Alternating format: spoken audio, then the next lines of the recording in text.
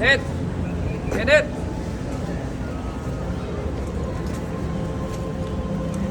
Sa ngalan ng Ama, ng Anak, at ng Espiritu Santo. Amen. Sumainyo ang Panginoon at sumainyo. Ang larawang itong dinadala nyo ngayon ay sagisag ang tandaan ng inyong pananampalataya at pamiminto sa Diyos sa atin sa mabisang tulong sa pamamagitan ng ating mahal na pong Jesus Nazareno.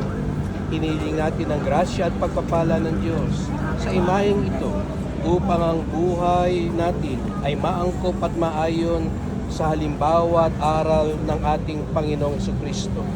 Sikaping mabuhay bilang mabubuting Kristiyano, tumutupad sa mga tungkulin sa tanda ng Diyos at sa kapwa upang maging mabisa ang ating mga panalangin. Mula sa sulat ni Apostol San Pablo sa mga taga-Roma. Gayon din naman, tinutulungan tayo ng Espiritu sa ating kahinaan. Hindi tayo marunong manalangin ng wasto, kaya't ang Espiritu ang lumuluhog para sa atin sa paraang di magagawa ng pananalita at nauunawaan ng Diyos na nakasaliksik sa puso ng tao ang ibig sabihin ng Espiritu sapagat ang Espiritu ay lumuluhog para sa mga banal ayon sa kalooban ng Diyos. Alam natin sa lahat ng bagay, ang Diyos ang gumagawa ng kasama ng mga nagmahal sa Kanya, ang mga tinawag ayon sa Kanyang panukala sa kanilang ikabubuti. Sapagkat sa mula't mula pa ay alam na ng Diyos kung sino ang sa Kanya, at ang mga ito itinalaga niyang maging tulad ng Kanyang anak na si Jesucristo, at sa gayoy naging panganay natin siya sa lahat. At ang itinalaga niya nung una pa ay Kanyang tinawag. Ang mga tinawag niya ay Kanya ring pinawalang sala at Kanya namang binigyan ng karangalan. Ano pa ang masasabi natin tungkol dito? Kung ang Diyos ay nasa panig natin, sino ang nasa laban natin? Ang salita ng Diyos. Salamat sa Diyos. Mga kapatid, halina't manalangin tayo sa Diyos Amang makapangyarihan upang tayo maging kawangis ni Kristo sa taimtim na pagdalangin sa tulong ng mga imahe at dasalan. Manalangin tayo. O Panginoon Diyos, Ikaw ay bukal at simula ng lahat ng pagpapala at biyaya.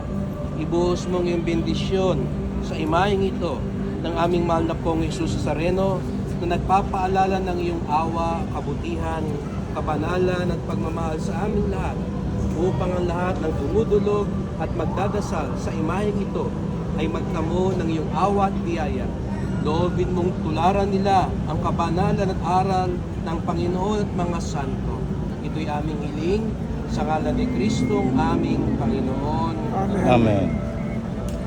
Ama namin, sumasalangit ka sa pahinggan mo, mapasasalit ang kanin.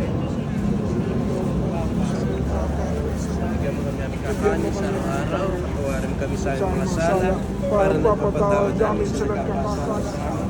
At huwag mo kami ipahintulas tukso, kaya mo kami sa lahat. Abagin ng Maria na pupuno ka ng grasya, ang Panginoon Diyos ay sumasayo.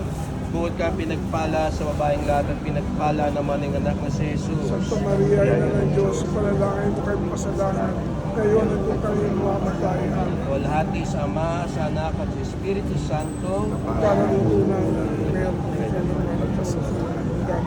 Ang kapayapaang kaloob ng ating mahal na pong Jesucristo, ang ating Nuestro Padre Jesus Nazareno, ay maghari nawa sa inyong puso, at ang salita ni Kristo ay manahang lubusan sa ating kalooban upang anuman ang ating ganapin sa salita o gawa ay mangyaring lahat sa ngalan ng Panginoon ngayon at magpasawalang hanggan. Amen. Amen. Sumainyo ang Panginoon At sumainyo rin. at pagpalain kayo ng makapangyarihang Diyos, Ama, Anak at Espiritu Santo.